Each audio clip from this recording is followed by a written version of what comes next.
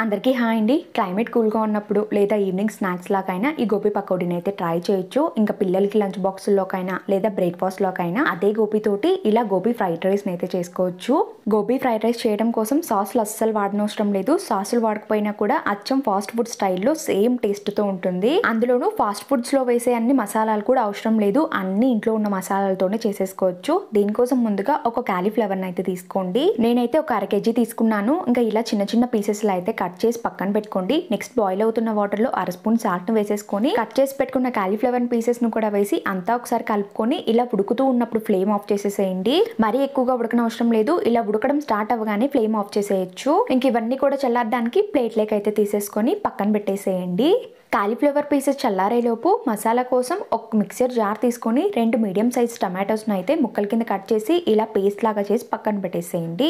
ఈలోపు cauliflower pieces కూడా బాగా చల్లారిపోయి ఉంటాయి. నెక్స్ట్ ఒక బౌల్లో 3 స్పూన్ల బియ్యపిండి, 3 స్పూన్ల కార్న్ఫ్లోర్, 3 స్పూన్ల శనగపిండి వేసి ఇందాక టమాటోలు పేస్ట్ చేసుకున్నాం కదా, ఇందులో నుంచి సగం ప్యూరీ వేసుకోండి. మసాలాల కోసం ఒక 3/4 స్పూన్ వరకు కారం, 3/4 స్పూన్ వరకు ధనియాల పొడి, 1/2 స్పూన్ సాల్ట్ వేసుకొని చిటికెడంతా ఫుడ్ కలర్ వేసుకోండి. ఇది నచ్చితేనే వేసుకోండి, కంప్లీట్గా మీ ఆప్షనల్ మాత్రమే. అలానే మంచి ఫ్లేవర్ కోసం 1/2 స్పూన్ అల్లం వెల్లుల్లి పేస్ట్ని వేసేసేయండి. ఇంకా అలానే ఒక గుడ్డును ఆప్షనల్గా వేసుకోండి. ఇది కంపల్సరీ ఏం కాదు, బట్ నాన్ వెజ్ ఫ్లేవర్ వస్తుంది గుడ్డు వేస్తే. గుడ్డు మాత్రం మీకు నచ్చితేనే వేసుకోండి, లేదంటే స్కిప్ చేసేయచ్చు. ఈ మసాలాలన్నీ కూడా బాగా కలిసేలా కలిపేసేయండి.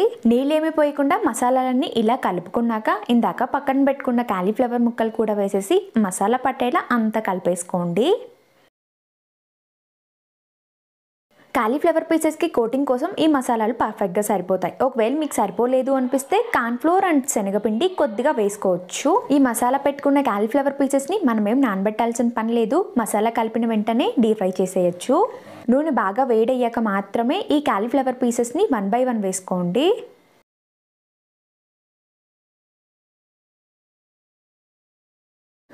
వేసిన వెంటనే కదపకుండా ఒక 2 మినిట్స్ ఆగి తర్వాత కదపండి. మంటను మీడియం ఫ్లేమ్లో పెట్టి ఇవి మంచిగా గోల్డెన్ బ్రౌన్ కలర్ వచ్చే వరకు ఫ్రై చేయండి.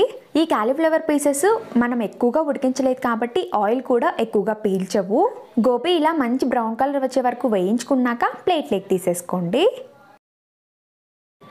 మనకి గోబీ 65 అయితే రెడీ అయిపోయింది. పైన క్రిస్పీగా లోపల సాఫ్ట్గా పర్ఫెక్ట్గా వచ్చింది.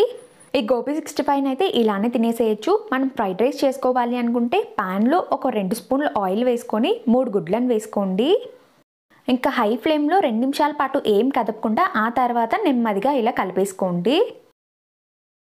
గుడ్లని ఇలా సపరేట్గా ఫ్రై చేసుకుంటే ఫ్రైడ్ రైస్ తినేటప్పుడు గుడ్లు సపరేట్గా ఉంటాయి కాబట్టి చూడడానికి బాగుంటాయి అండ్ తినేటప్పుడు కూడా పంట కింద తగిలినప్పుడు బాగుంటాయి. హై ఫ్లేమ్లో ఇలా డ్రై రోస్ట్ చేసుకున్నాక ప్లేట్లోకి అయితే తీసేసుకొని ఇంక నెక్స్ట్ అదే ప్యాన్లోనే ఒక 3 స్పూన్ల వరకు ఆయిల్ వేసుకోండి. ఆయిల్ హీట్ అయ్యాక మాత్రమే ఇందాక ప్యూరీ చేసి పక్కన పెట్టుకున్నాం కదా, హాఫ్ క్వాంటిటీ టమాటో ప్యూరీ ఉంటుంది కదా, ఆ హాఫ్ క్వాంటిటీ కూడా వేసేసేయండి. సన్నగా కట్ చేసుకున్న 3 పచ్చిమిర్చి తరుగు, 1 కప్పు క్యారెట్ తరుగు, 1 కప్పు బీన్స్ తరుగు, అలానే 1 కప్పు క్యాబేజ్ తరుగు కూడా వేసి హై ఫ్లేమ్లో వెజిటబుల్స్ అన్ని కూడా మంచిగా ఫ్రై చేసుకోండి. హై ఫ్లేమ్లోనే చేయాలి, ఎట్టి పరిస్థితుల్లోనూ లో ఫ్లేమ్లో చేయొద్దు. ముక్కలు మెత్తబడే వరకు ఈ వెజిటబుల్స్ని ఫ్రై చేసుకున్నాక ఇందాక చేసి పెట్టుకున్నాం కదా గోబీ 65, ఆ గోబీని కూడా వేసేసేయండి. మనం సాసెస్ ఏమీ వేయలేదు కానీ టమాటో ప్యూరీ వేసాం కదా, సాసెస్ని అడ్జస్ట్ చేస్తుంది. అలానే టమాటో ప్యూరీలో ఉన్న వాటర్ క్వాంటిటీ ఉంటుంది కదా, ఆ వాటర్ క్వాంటిటీ అయితే మనకి గోబీ 65కి కరెక్ట్గా సరిపోతుంది. అలానే క్రిస్పీగా ఉన్న గోబీ పకోడీ కూడా కాస్త మెత్తబడుతుంది. హై ఫ్లేమ్లో ఇలా కలుపుకుంటూ 2 నిమిషాల పాటు ఫ్రై చేసుకున్నాక మనం ఉడికించి పక్కన పెట్టుకున్న రైస్ని వేసుకోండి. రైస్ చల్లారింది వేసుకోండి, వేడి మీదనే వేయద్దు. నేనైతే ఇక్కడ బాస్మతి రైస్ తీసుకుంటున్నాను, చూడడానికి బాగుంటుందని. మీకు కావాలంటే నార్మల్ రైస్ అయినా తీసుకోవచ్చు. ఇంకా ఫ్లేవర్స్ కోసం మసాలాలు అయితే 1/2 స్పూన్ సాల్ట్, 1/2 స్పూన్ కారం పొడి, 1/2 స్పూన్ ధనియాల పొడి, చిటికెడంతా గరం మసాలా వేసి హై ఫ్లేమ్లో కలుపుకుంటూ రోస్ట్ చేసుకోండి. మరి ఫాస్ట్గా కలపద్దు, మరి ఎక్కువగా కలుపుకున్నారంటే బాస్మతి రైస్ అయితే విరిగిపోతుంది. అండ్ ఇంకో విషయం, నాకైతే నార్మల్ రైస్ కన్నా కూడా ఇలా బాస్మతి రైస్ అయితే మంచి రెస్టారెంట్ ఫీల్ని ఇస్తుంది.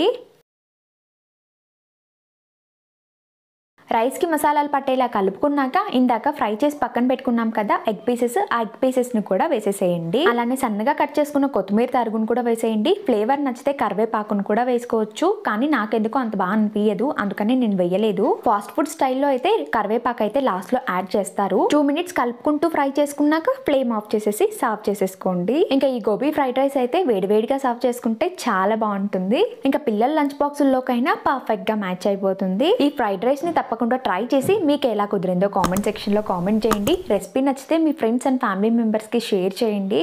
ఇంకా మరిన్ని వీడియోస్ కోసం మన ఛానల్ని సబ్స్క్రైబ్ చేసుకోండి. Thank you for watching.